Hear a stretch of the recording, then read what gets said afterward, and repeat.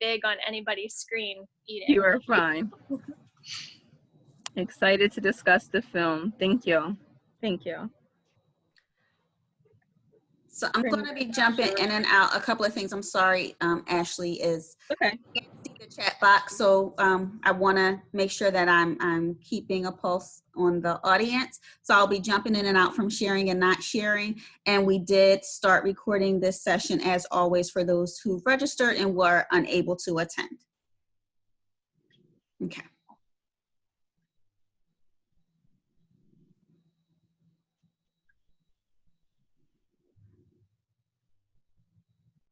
Can you see?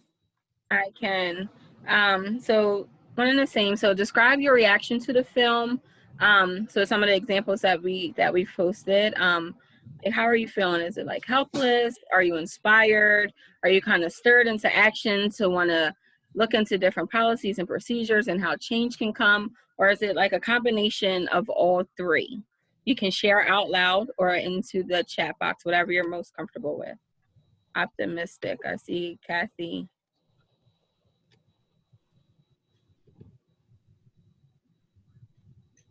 Anyone quite not sure how they can express, you know, kind of how they react, how they feel. Stirred is a good word. Yes. I think I'm going to be sharing out loud because on my phone I don't see where to chat. But okay. I feel all three things, but I felt above everything just really impressed by the film in both good and bad ways. I was impressed in a positive way about how really, really well I think the film is put together. I just thought it was extremely impressive and how well it explained things, the organization and the presentation of the content. I was just really extremely impressed with. And then, but in terms of seeing the content, I was very negatively impressed in that a lot of things that I thought might have been inadvertent consequences of actions or maybe unconscious motives to find out that they were really very explicit and purposeful. And that, you know, probably shows a little bit how naive I am, but it just really floored me. It really did. So I felt very emotional about the whole thing. So I thank you for sharing, Sally. The emotion part, so some of my team members and I were discussing and I believe we shared last week, just the different emotions that we go through as well in preparation for these discussions and doing the reading and watching the films. And I share with Cherie, I believe today, that I believe I watched it almost 3 to 4 times. Anyone will have to sit and watch it multiple times to kind of, so the first time it was just, I want to watch it. Then the second time I'm watching it to see if I missed something or if there's something else I wanted to catch. And then by the third time I started taking my notes and doing like some more research and whatnot. Has anyone else maybe watched it more than once or even able to stomach it more than once? I did watch it twice. The first time I watched it, I just saw it on Netflix, and you know, I thought it looked really interesting because it said it was connecting the 13th Amendment to, you know, the prison problem. So that caught my interest. So I just watched it with my adult daughter because we were interested in the subject matter. And then later when I saw, you know, this webinar advertised, I went back and watched it again and kind of took notes and watched it, you know, with a careful and critical eye. But they were about, they were a number of weeks apart, probably 4 or 5 weeks apart that I viewed it. But yeah, it was hard, but the second viewing,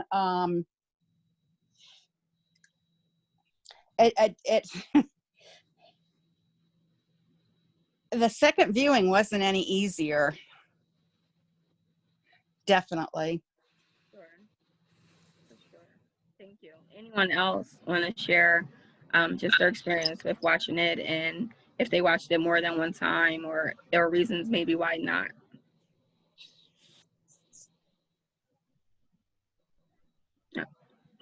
So it's definitely on my list. Excuse me. It's definitely on my list to watch again. I only watched it once before this discussion specifically, but there was so much information. It was almost like information overload that I just needed to I watched it and sat there for a minute and was like, oh my gosh, there was so much I learned, so much I didn't know, which frustrated me. I mean, it definitely brought up a lot of emotions because I wasn't happy about how much I learned at the age I'm at about all of these things and all these policies that are in play. But at the same time, I love the idea of going back and watching it multiple times and really focusing on some of the key components because there was just so much information. It was so well put together that it's not going to be difficult to rewatch that. Like, it was so fascinating to learn about, for sure. It's ironic that you use the description of it wouldn't be difficult to watch it again, and it was fascinating. For me, it was so difficult to watch again. And I watched it again today at my desk because I just wanted to be prepared. And I was literally at my desk, just full of emotions, almost in tears, face twisted and everything. So I probably would watch it again, not for leisure though, like for lesson, either lesson with my children or lesson with my students. But it was very heavy for myself to watch it again. But it's great information. It's knowledge that I probably would have avoided a long time because it was very raw. And I couldn't handle some of the rawness. Cherie, I think for me, it brought out like how much I just didn't know at all, and what was not part of my history education, like my local public school learning. At least nothing that what I don't remember. Maybe I can't say it wasn't there. I don't remember everything K-12, but it was like that feeling of why didn't I know this, or why don't more people know this, or and it definitely took us 2 goes to get through the whole thing and sparked a lot of conversations. Agreed. I just said this right before we started the call. I think it was the longest hour and 40 minutes of my life, like it all the way through. It really, I had to take breaks. I had to walk away from it. It was just too much, but a good too much, right? So I'm grateful for it. Ashley, I completely agree with that. After watching it, thinking about how much was in the film that I didn't learn in school or I didn't learn in college. Like, I even took what was considered like diversity classes in college, and they didn't touch on any of this, absolutely none of this. And so like that to me, I walked away, I was just kind of pissed off. Like, I was like, why is this so new to me when this is a film that so many people need to see. Absolutely. Yes. For sure. And I see in the chat box, Jen shared that it's definitely not a leisure film, but educational for sure. And it's just one that we cycled through a number of different films that we felt would be great for our series. And in watching 13th, we all agree, like, definitely this is one that is very educational that we've learned from. We didn't go into this film knowing all of this information either. I learned a whole lot. And then it just kind of stirred up just different feelings of, you know, like, oh, wow, like how you might have thought so great of maybe someone in your childhood or while as a teen. And then as you learn more, and it's just kind of like, oh, okay.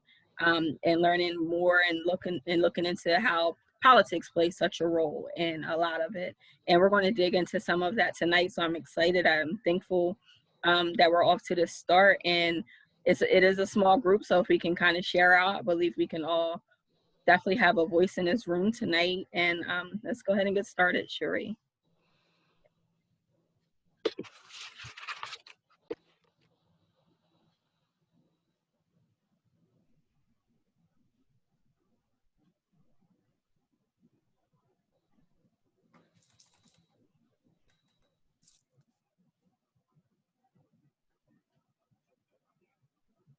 Can you all see my screen?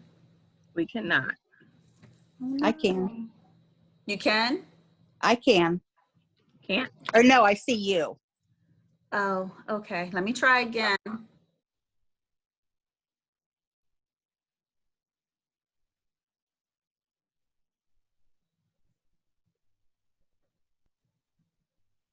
Okay. Better? Yep.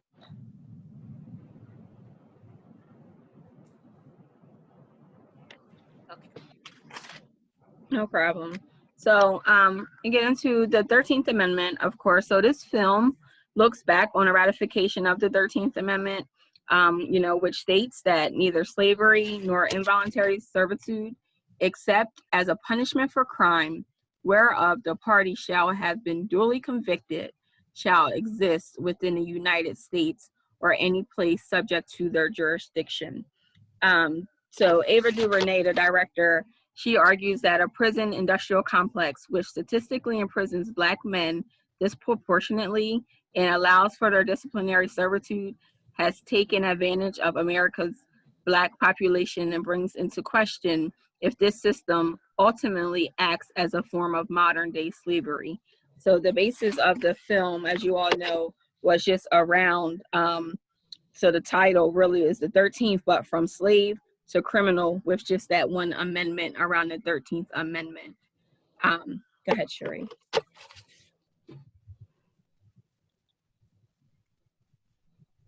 Okay, so 13th, sorry, I went ahead of it a little bit. 13th argues that systems of oppression are durable and they often reinvent themselves. In the film, Angela Davis stated that historically, when one looks at efforts to create reform, they inevitably lead to more repression. What are some of the ways, what are the ways that you can end this cycle? So this cycle of repression. Any thoughts? You remember the part where Angela Davis was stating, she shared a lot, but just that quote saying historically, when we look at one's efforts to create reform, they inevitably lead to more repression. Any thoughts? What are ways you can end this cycle? I can't see anyone. You can't. I got it. So I mean, I just think constantly about who's at the table, right? We talk so much about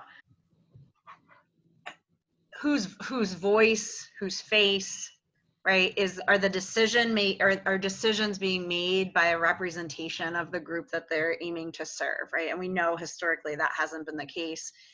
And we talked about it in White Fragility last week, really thinking about women's right to vote and how it was not without, you know, the backs of white men that white women earned that right, were given that right, or had the option to vote. But then it took the collective voice of women to then carry to the next stage where women of color were, right? So we can see it in voting. I think that's such a great way to look at it, to say, okay, like we can see what has happened historically and we can see how and why.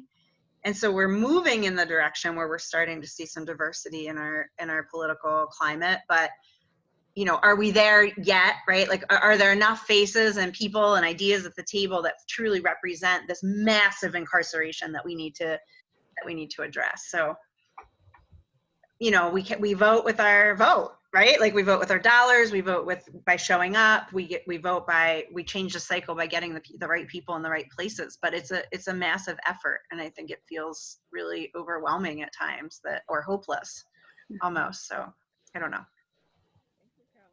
I mean, I think right now too, and I don't want to take away from anyone, in addition to that, and I think Kelly, you and I spoke about this a while ago, in addition to that vote, it's the alliances, right?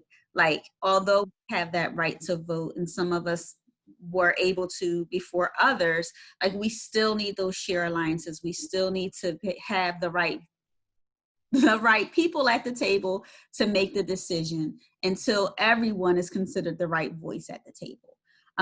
We were on a, I think it was a webinar, probably early June, and I loved one of the speakers, and you all may have heard me mention this before, and she said, you know, we have a lot of alliances, but we need individuals that want to do the work with us. So in addition to voting and the alliances, we need people that's willing to do the work, whatever that work looks like, because different situations, it's gonna cause for different levels of getting dirty, if that makes sense.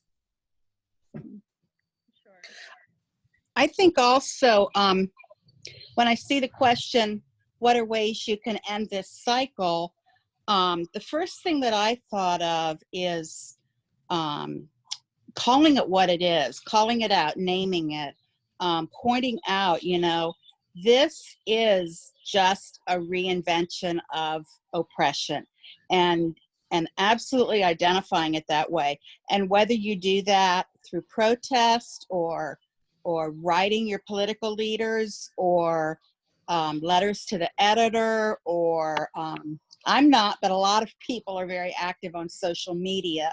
So I think very directly, if you can see with clarity what something is, you know, that in itself seems like a call to call it what it is and make your idea known.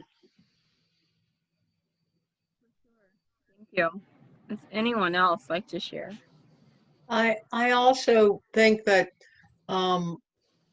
when Angela Davis made that statement, that she's saying that, you have right here, that inevitably there's another, it morphs into some other kind of oppression. So I think it's being eternally vigilant and realizing that, the victory next year, you have to be constantly looking, because is there some other monster that's creeping up that is going to be strangling people's rights again. So just like in the film, they talked about, oh, we're gonna be really great. We're gonna let all these people out of prison, and then we're just putting GPSs on them, so like they can like be in their community, and we're just going. Somebody said, oh yeah, well, great. Now we get to be in jail at home. So to really look thoroughly at these issues and not grasping at what might appear to be the first Band-Aid to put on the problem. Thank you, Kathy. Anyone have any responses to what Kathy shared? No? I'm having trouble seeing everyone. I'm not sure what that's about, but I'm going to go on to then the second question. So what do you think are some of the factors that allow this system of racial control to simply evolve and replicate itself for the past 150 years? It's a long time. Any thoughts? I can go. I think that there's been a legacy of legacy. Maybe that doesn't make any sense, but like passing that seat at the table, passing the power in not diverse ways, right? So the next person who steps into that role is so often whatever the popularity was of the former person, or is sort of ushered in. So maybe part of that is just human nature, but I think when you look at just the total lack of change, I look across different sectors and say, like, who had control, who had wealth, who had power, and what did they do with it, and where did it go? So I think that would be one factor.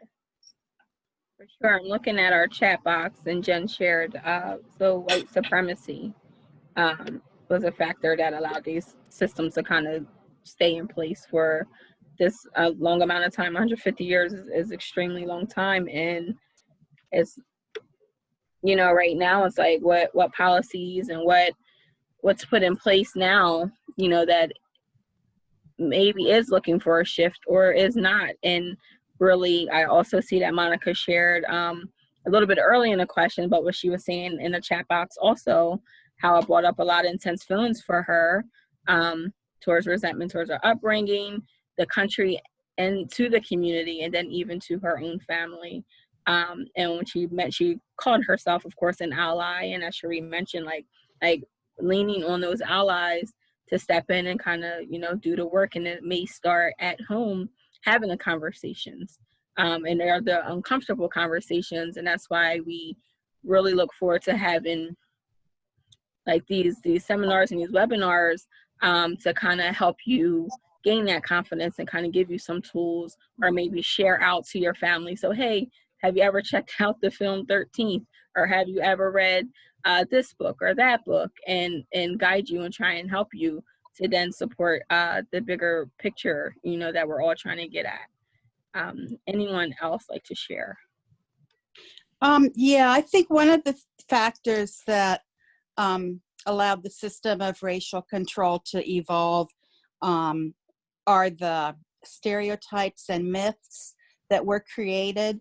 And in the film, they talk a lot about Birth of a Nation, and how the images created in that movie were constantly being reinforced, ultimately just to get Black men as labor again, so that they could be incarcerated and then used for labor again.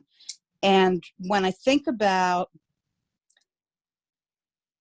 Birth of a Nation and the early technology that was involved in the creation of that movie, and then I think about what technology can do today, and I think about, you know, the power that the media has and technology to create either positive or negative images and to really influence our thinking. And it's kind of breathtaking in both good and bad ways. For sure. What are some of the ways that you think that media plays a role in our thoughts today? Like some of the things that we, you know, that we watch or we see, like as we're watching the different protests and whatnot, and you know, through whichever lens you're looking at it through, you know, you may see it as a peaceful protest, and then the media may say, so they're rioting. And if you're looking through that lens, that's kind of what you see. But if you're looking at the, you know, the real meaning of it all, what's happening, and not really leaning into what is almost they want to be portrayed, you can see the difference. And it's okay, so these are not bad people, and they are not rioting, and they are not thugs, you know, like they'll use some words like thugs, or what's another word we would say? I had written down some earlier to slip in my mind, Cherie, I forget. But what are some of those images that you see like in today's news? Anyone? Well, I think if you flip around the networks, if you flip from like CNN to Fox to MSNBC, you can see like the same, perhaps the same event going on, but you know, you wouldn't really know it's the same event because you know, they're showing a different aspect. So, you know, I think that there certainly, this is another subject, but certainly media uses fright. You know, fear is a huge motivator. Fear is a huge motivator. And, you know, if people are afraid, you know, that's the way they vote. So, much less think, much less deal with everything in their day-to-day lives. So I think that's huge when you just look at the images on Fox compared to the other networks. I can see why I have a few acquaintances that like are afraid because they're having some kind of peace march in Reading and they think that somebody's going to burn their house down. Like, really? Like, are you reading the paper? Are you really watching this? Because I don't think anybody's getting burned out of their house. But you know, they can put enough of that stuff on and a regular diet of that, and you think like if there's a peace march, you know, a mile away, that somehow your life is threatened. Mhm. Think about when so as the rallies and whatnot started to pour out from the murder of George Floyd and Pottstown, I remember started kind of locking down. Like, I remember our Walmart closed early and I was like headed to Walmart to pick up my mother's prescription. And I'm like, why is Walmart closing? Like, what's happening? And it was just that fear of, we don't know what's about to happen. Like, are they going to come riot? And it's like, who's they? Like, who's coming to Pottstown Walmart?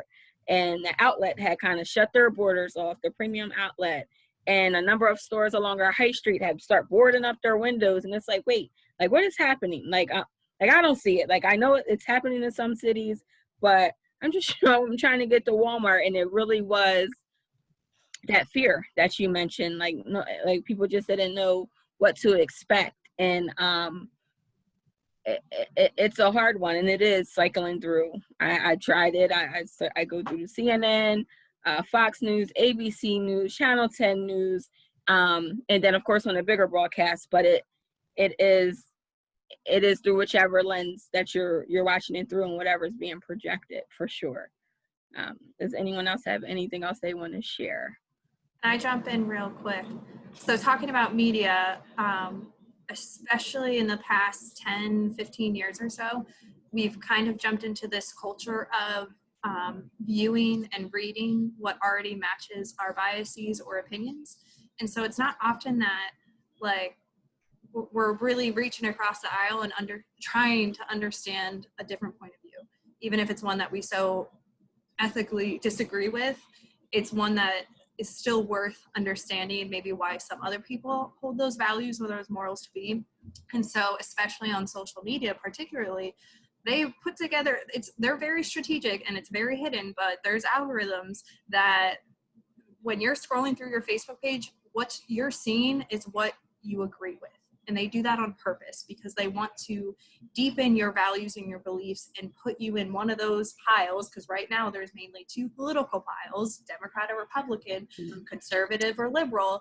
And they want to further deepen your ideals so that, one, they can easily use fear tactics on you. Two, it's more persuasive once you get deep into those ideals and those beliefs. And it's really frustrating to see that we're just a culture that immediately, and I don't mean to generalize, I don't want to say that everyone on this call is absolutely like this by any means, but it's something that if you have a Facebook, if you have an Instagram, or however many social medias, you're exposed to this.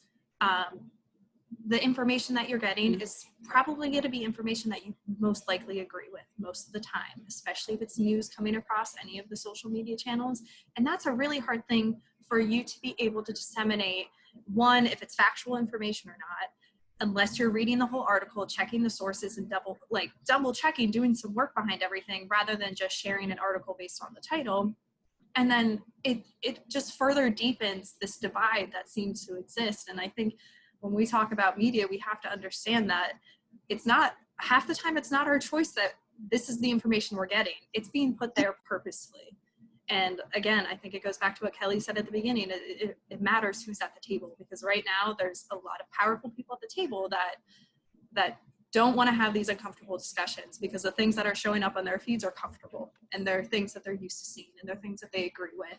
It's not often that you see a lot coming through that is uncomfortable or you have a conversation with plainly, and then it's even if you do get to the point of having a conversation, it's like attack culture where we're immediately going after and fighting everyone on the comment section of every post. And so there's not much of a happy medium right now. Thank you, Sarah. For sure. So we're going to go ahead to a clip from the film. I want to say it's about 4 minutes, Sheree. So if you can go ahead and roll that clip, and then we'll have some discussion after.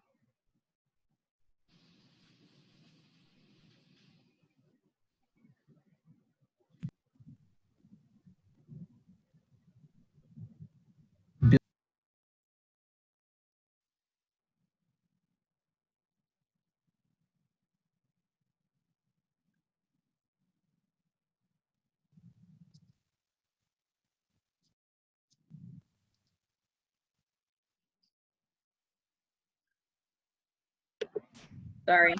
Thank you, Sheree. Had to take a deep breath, right? So, according to the documentary, President Clinton built the infrastructure for mass incarceration, as discussed in the clip. Mandatory minimums, militarization of policies. Sorry, I can't see what you're thinking up there, Sheree. 3 strike laws and the truth in sentencing laws.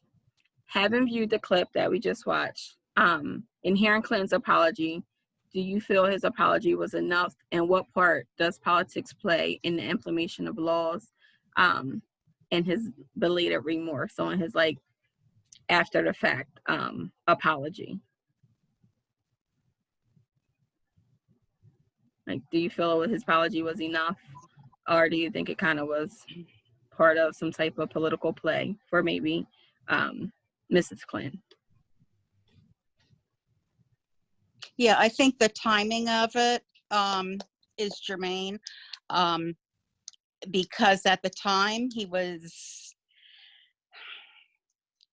trying to, I think, ensure a large black turnout of voters, and so his apology would, I don't know, help him apologize for and explain away at the same time, kind of, why they both supported that bill at the time, and try to explain that it was a different time and now he feels differently and she feels differently. But then you see that when he was challenged on it, instead of further apologizing and acknowledging what was done, he was like on his soapbox trying to, make it look like Hillary was doing a good thing. So, I think it is a complicated issue when he's, talking about specific gang people, gang leaders, but those aren't the only people that were affected by this, because a lot of it was petty crime. And I don't know that he really acknowledged how unfairly it was being applied to Black communities. There's just seems to be a lot that he left out, that he was just trying to say the right thing to get the given effect, is how it struck me. Anyone else have any thoughts or any feelings towards that clip or that part of the film? Yeah, I'll just weigh in a little bit. I don't think that you'll really truly know whether that apology was sincere or not until it's followed up with action. And that action would be actively dismantling racist policies on his part and his team's part and his wife's part. So until you see that action, I don't think you'll really truly know if it was a sincere apology. For sure. I agree. Anyone else? Any thoughts? Oh, I'm sorry, Kathy. I thought I saw your hand. I'm sorry. Any other thoughts? You're on mute, Kathy.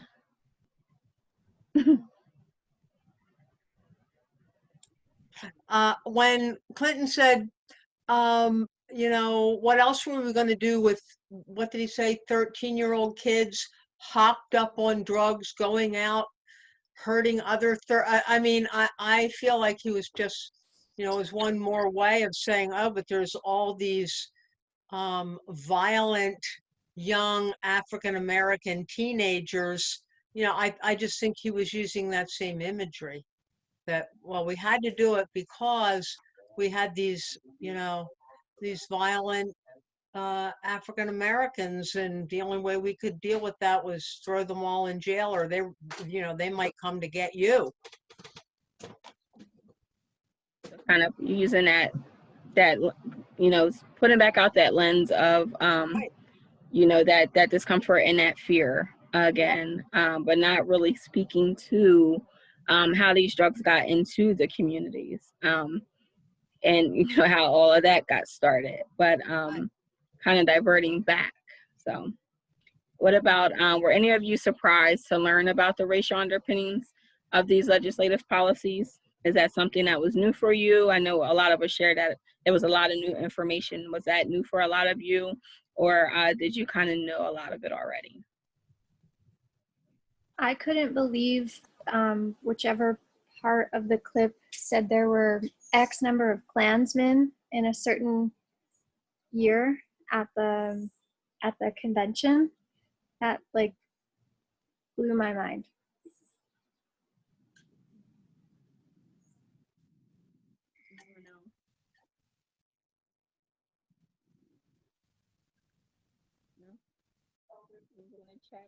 I'm sorry. Oh, so Kathy, you kind of spoke to what you shared. Yes. Thank you. Thank you. I just think it's important to define. I know Jen said, and maybe Jen, you want to speak on it a little bit. Jen mentioned white supremacy, and I think with what Ashley just said, it's worth defining. There's some very different understanding of those terms, right? That you know, so many Klansmen in a convention center, with the concept of white supremacy as it had been historically understood and relevant in terms of these chaotic, you know, hurtful, dangerous people, and the supremacy that is inherent just in the fact that we're not aware of this data, right? Like that we haven't learned it in schools.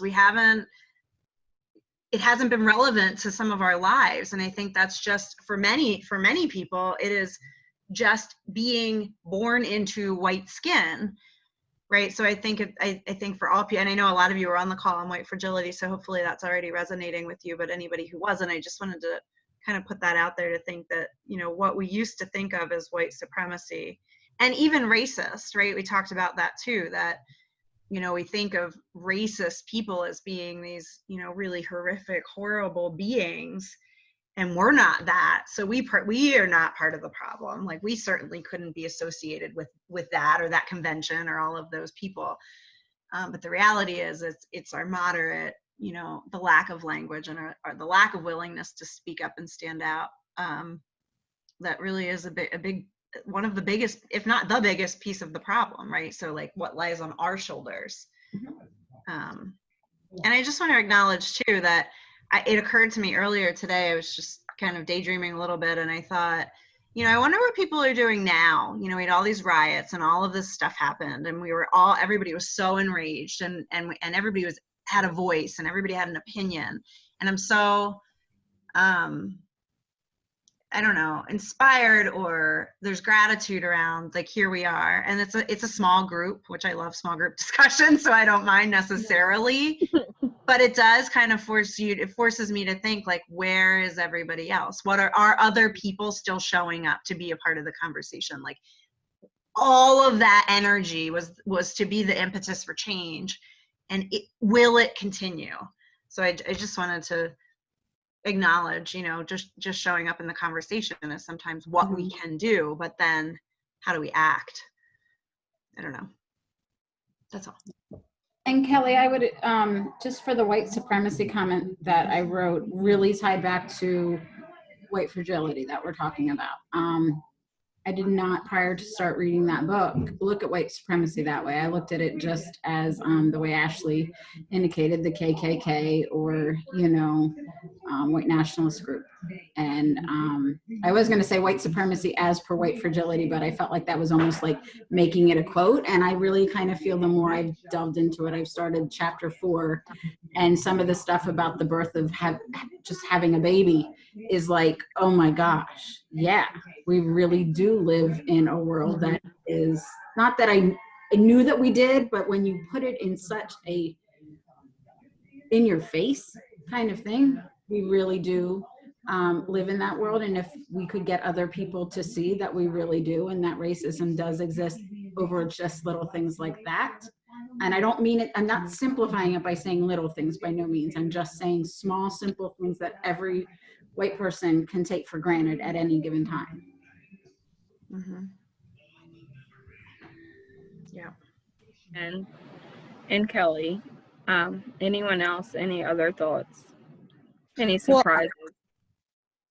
there were a lot of things did surprise me in the documentary, but one of the things that I was previously aware of, because I remember it happening at the time, was when they were talking about the powdered cocaine being associated with white America, and the crack cocaine being associated with Black America. And so all of the heavy sentences and incarcerations were for crack cocaine rather than for the powdered cocaine. And that was really just blatant racism. And I remember that, I mean, there were people on mainstream television news programs, like, I'm not sure it was 60 Minutes, but there were shows like that that did point that out and call that out at the time. But still, it didn't outrage anybody enough for anything to be done about it. So, that kind of, you would think that once somebody points that out, that everybody wouldn't stand for it. But it was just like, oh yeah, well, I guess there is still racism, and nobody got excited about, changing that. Sally, it's interesting that you say that, because I think, a couple of things that I actually jotted down in watching this a second time was toward the end, when they were showing all of the police brutalities and speaking about the riots, and really speaking about, in 1964, 1967, 1992, and here we are 2020, right? Like, that the riots were associated with police brutality. But one of the comments that one of the young ladies said was that, that it needs to be seen if the family is okay with that. And that's almost, and everything that we're talking about is exactly what Kelly just spoke about. Like, everyone's so emotional and so ready to act and so ready to do the protests and everything else. But now, that happened on Memorial Day. We're in August. Where's all of that energy happening? We hear about it, but not as frequently. So it feels as that, society has to put a glaring light on it, because we know it happens each and every day, right? We know it happens so often, but ignorance is bliss and out of sight is out of mind. And, I thought about that, if the family's okay with it, we have to show it. And the level of trauma that is perpetrated through that, of using your situation and your tragedy to educate others, not only for the family, but for those that can't even stand to watch it or see it, right? Mm-hmm. I don't know how to fix it or to stop it or keep that energy going so that it is not so traumatically related, if that makes sense.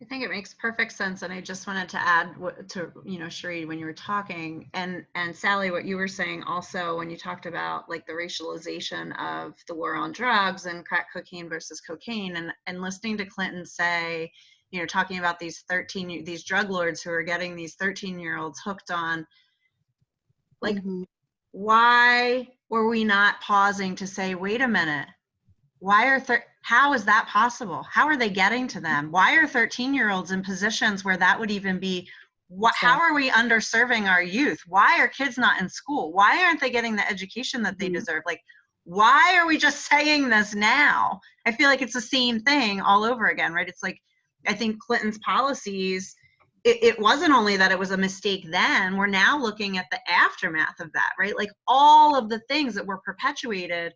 Sheree just spoke to trauma, and you look at not only, childhood experiences, all the kids that grew up without mom or dad or both in some situations, due to those policies, the trauma that's caused, what we know now about brain development.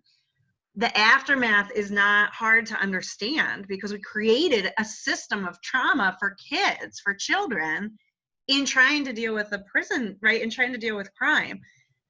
So to hear that today, and again, to say like, who's standing up, like I'm an advocate for equity in education, so I feel like that's one way that I can serve, but we've got to get to that. How are we serving these youth, these young children, the ones that are growing up? How are we welcoming people back into society in productive ways with resiliency and with the mental health support that they need?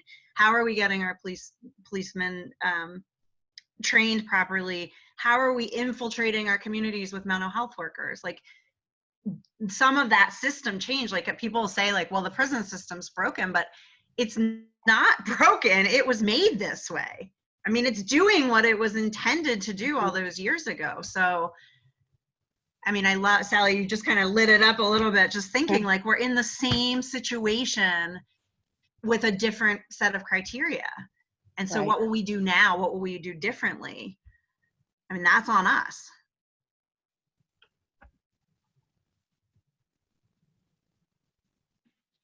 Anyone else? Any last thoughts around any surprises with these policies, on anything that you learned? Good. Good, Sheree.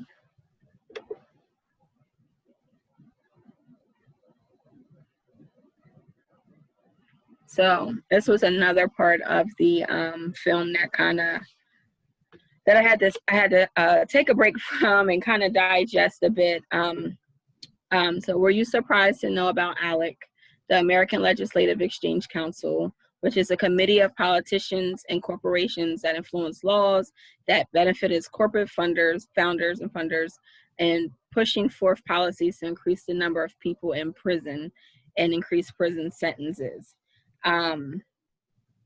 I was like, what in the world is ALEC? Like, so that was something that was brand new for me. That was something I've never heard. And during the film, they even showed where one company showed up. I don't know where they were.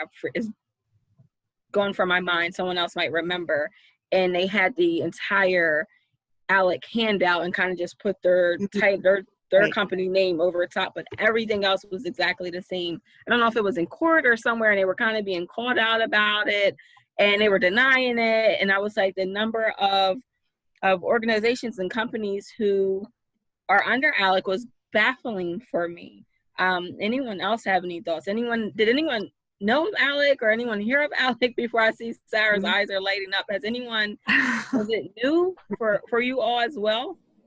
So if you don't mind jumping in real quick, when that came up, I don't want to say that was the most anchoring part of the film, because it wasn't, but that was a huge eye opener. And we immediately, was watching it with my boyfriend, we immediately put it on pause, got out our laptops and went to ALEC's website and started reading through all of the policies that they currently are supporting, and basically writing for these politicians to support, because you know, it's this whole financial ring, follow the money. Of course, where's the money going? The money's behind corporations. Where are these laws getting put into place? Because corporations are funding these to be written. And it's just like, we literally sat there going through policy after policy, and we're just like, are you kidding me? That was like, that to me, just that instance that you're talking about, Ashley, where the one legislator just handed out the policy I think it was a session in Congress or something. Yeah. He didn't even take the letterhead off. He didn't replace the letterhead. That's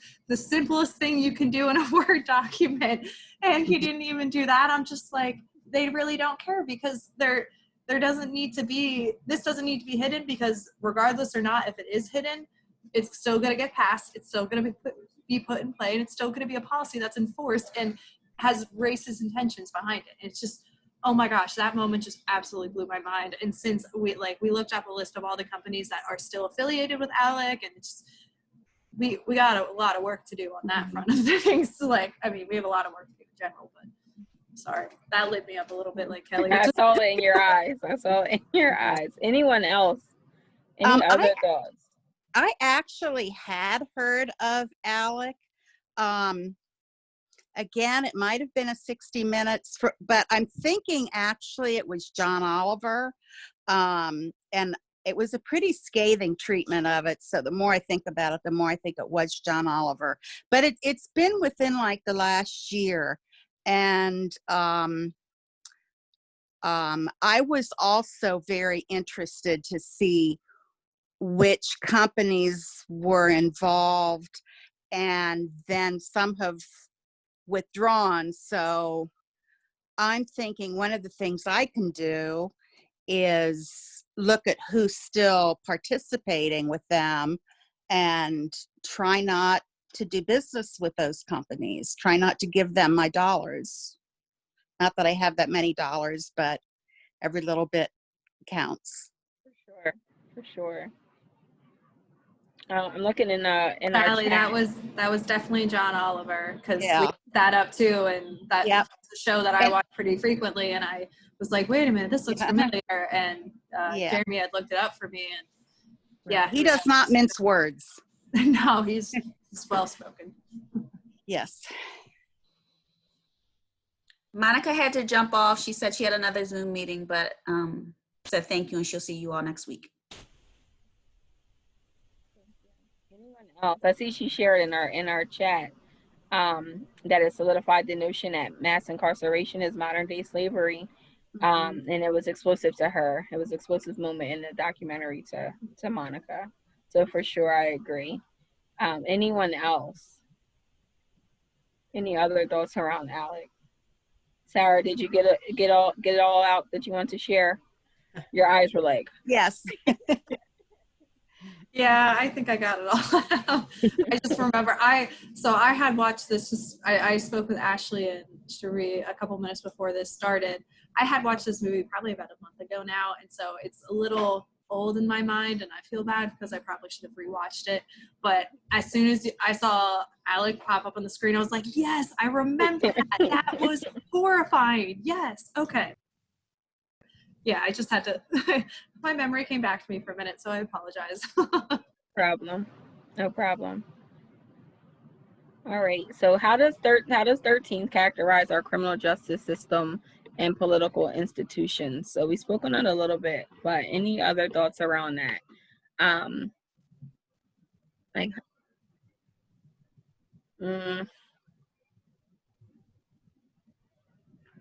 So pretty much around the 13th Amendment, then characterize our criminal justice system and political institutions. Any thoughts? Ashley, could you go back to Cherie, could you go back to the 13th Amendment?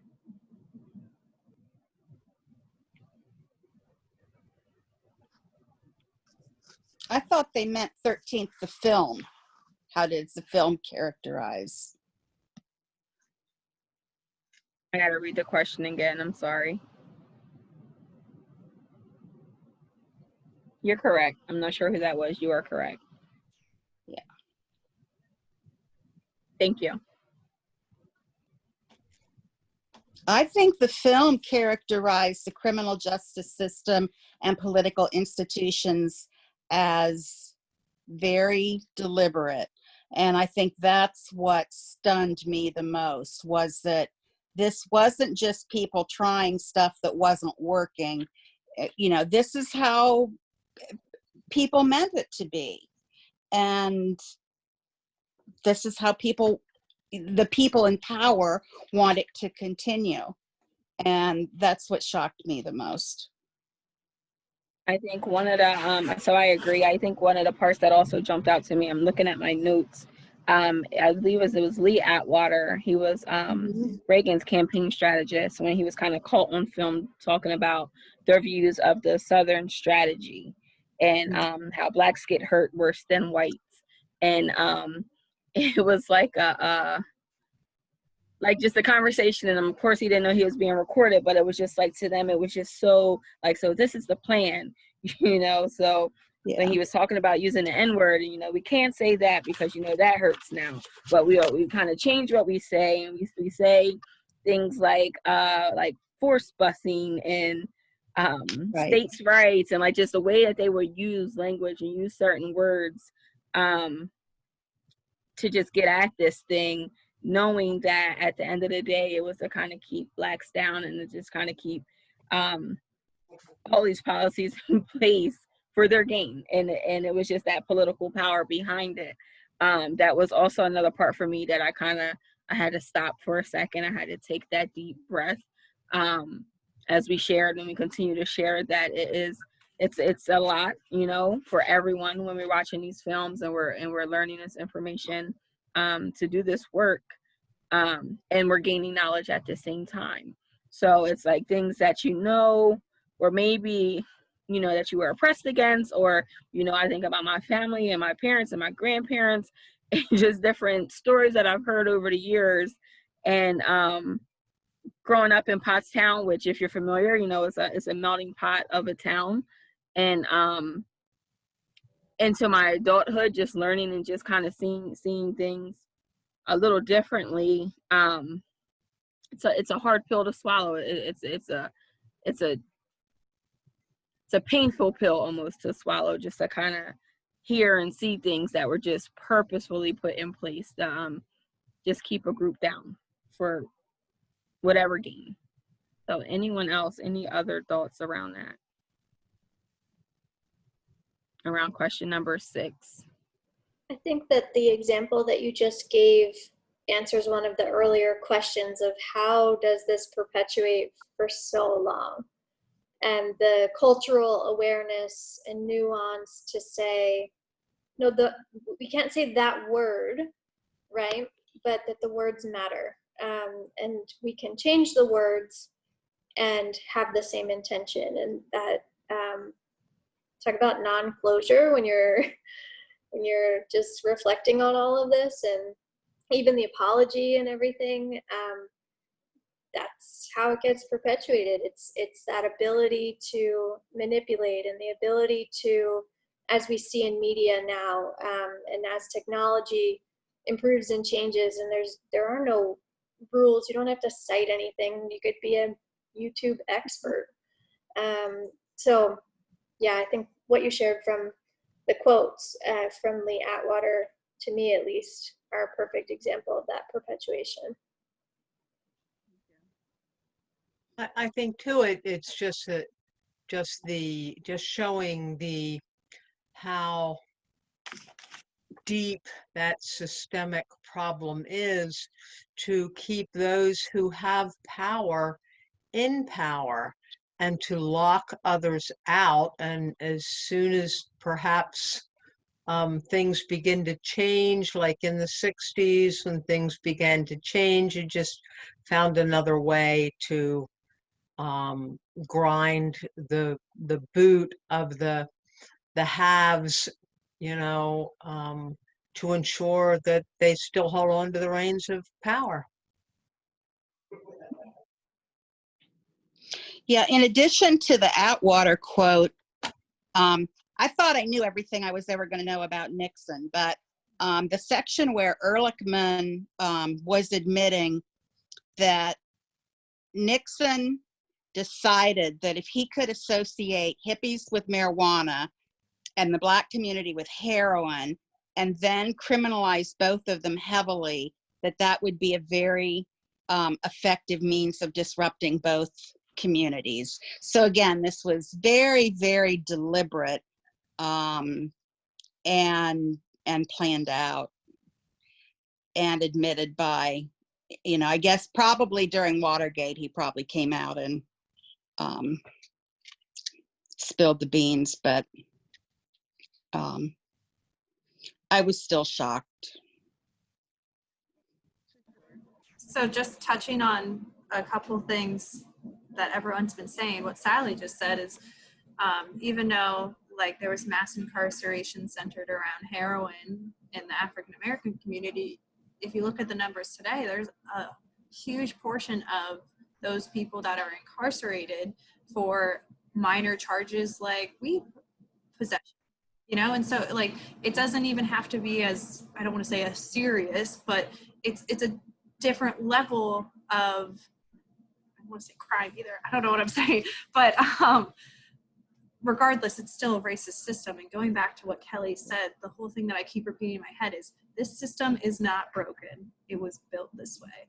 And it's forever seems to be enforced through our language, like what Ashley was saying and what Kathy was saying, just pulling this all together is, there's a lot of work to do, and we've got to look at the full picture and understand that there's got to be a change of who's sitting at the table. I think that, circling back again to what Kelly was saying at the beginning, I think that's a huge, huge, huge factor in this conversation. Change makers aren't representative of what our communities look like.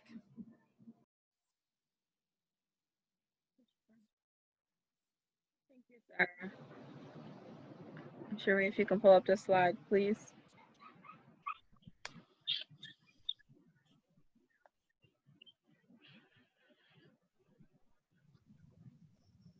Thank you. So then back to the film. How did the film shape your understanding of the prison system? I believe we touched on this a bit, but anything that jumped out to you, anything that you weren't aware of, anything new, anything that kind of caught you off guard? I was not aware of what they referred to as slave labor, that companies manufactured things with prisoner labor. I was not aware of that. Like, we're all afraid, you buy something made in China, you think, oh my gosh, with their 8-year-old kids, working in a factory. But now you have to think, well, if it's made in America, was it, made by guys who were getting paid, $1 an hour so that they could buy that $15 phone call to call their kids at home. So I was not aware of that. That really took me by surprise.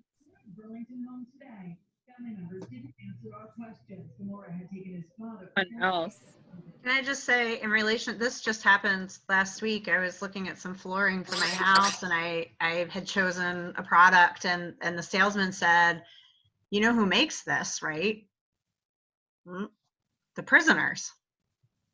I was like, really? So we're just exploiting people now, and I'm going to invest in this exploitation. Oh no, they don't exploit them. They're paid. They put the money aside, and they get it when they leave prison, right? And I was like, okay, I have to leave. Like, I need to walk out right now. I can't continue this conversation, but you might want to do some research around what happens, right?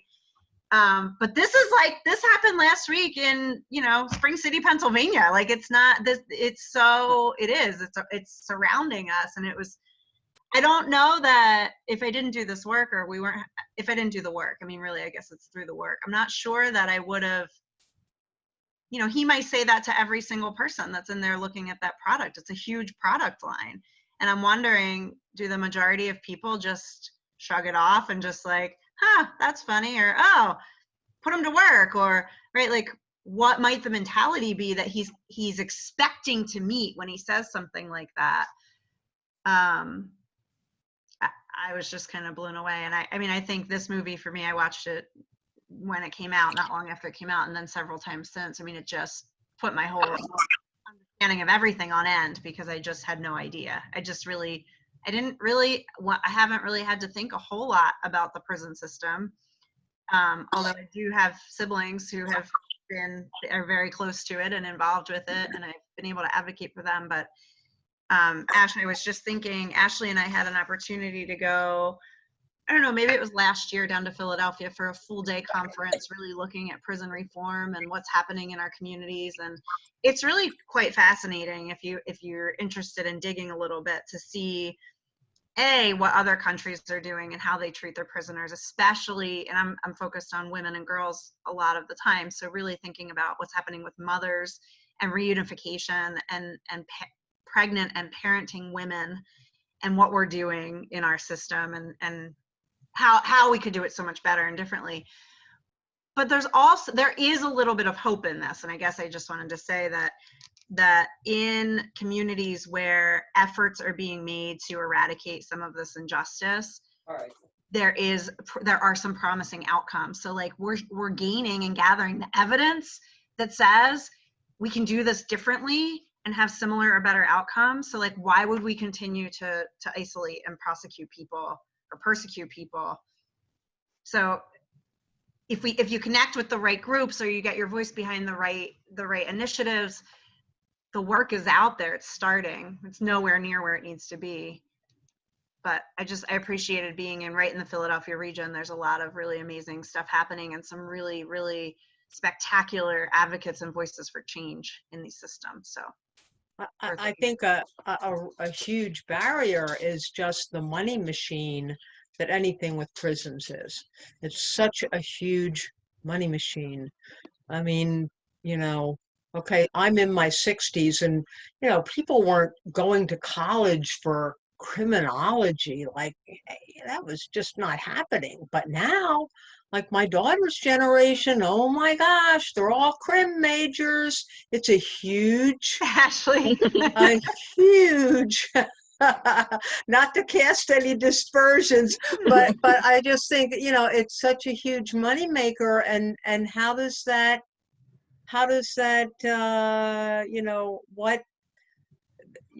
that makes it all the harder. Like, okay, but people need those good paying jobs. You will be seen if you're on there. mm-hmm. So it's definitely, so as I'll share, so I studied criminal justice with a concentration in social relations. And at the time, for me, like I've always had a passion for youth and of troubled youth. And when I was in school, I'm like, oh, maybe I'll get into probations, juvenile probations. But in my mind, I was going to save all of these children. And then once I was out of school and kind of looking for work, it kind of became, like as I start to learn more and learn about just the justice system and, all of these loopholes, like everything that just doesn't make you feel great about the justice system. I just couldn't be a part of it. Like I couldn't be a part of putting children away. And I knew there would come a time in my job where I was going to have to probably send one of these juveniles away. And I couldn't stomach the thought of it. And the closest I kind of got to any type of criminal justice, I don't even think it would be, because my title at the time was around restorative practice when I was the ISS teacher at a local high school. But it was in a way of that restorative practice. So it kind of, it filled me in a way of, so I can engage in conversation with these students. I can get them, it's not just regular ISS anymore. We got kicked out of class and you go sit there and be quiet. We had discussions and we had conversation, but even then, and then learning more about the school to prison pipeline. And once I got out of there, and I'm like, so wait, almost in this role, I'm playing a part in pushing students out of schools. So I kind of diverted from all of it, and it led me over to the YWCA, where I can do work like this that is much more rewarding. It is nonprofit, but the education and just the feeling of my spirit that I get in this work outbeats that criminal justice work for me any day. So so yes and no at the same time. But I think once you become more educated, and I always go back to whatever that lens that you view things through, it'll shift a lot of it for you.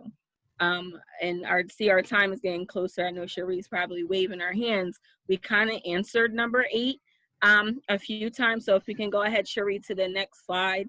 Anyone have any thoughts or any questions before we move forward? Good. All right.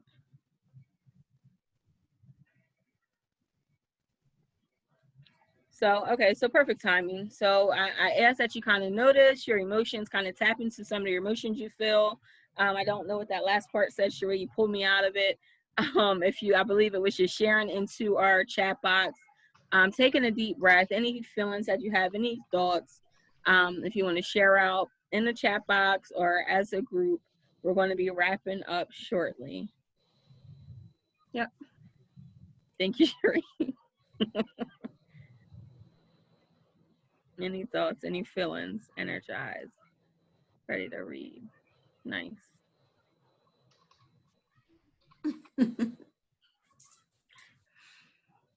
Ashley, I thought you were saying you had laundry to do. I'm like, me too. I did too. That's funny.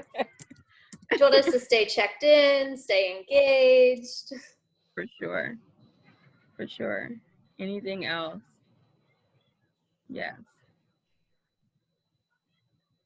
Anything WCAU news? Thank you for joining us. Thank you. All right.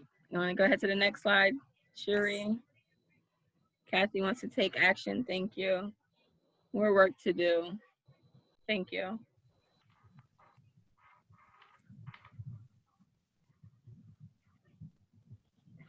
So we are going to wrap up our last slide. If you got to the end of the film, there was a song. It's called "Letter to the Free" by an artist named Common. So his Common Sense is his full artist name, but it's Common.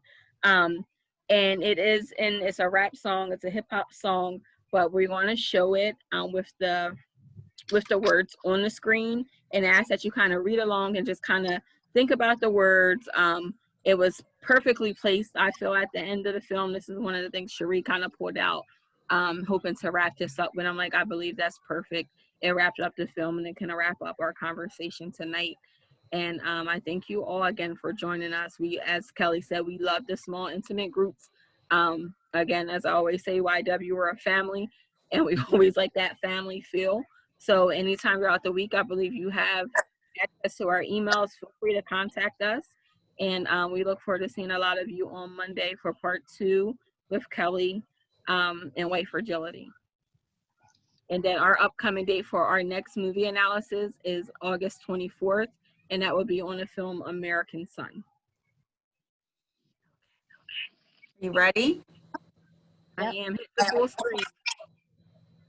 How did people make sense of this segregation, this white and colored only drinking? That's so crazy. If I was living at that time, I would have never tolerated anything like that. And the truth is, we are living at this time, and we are tolerating it.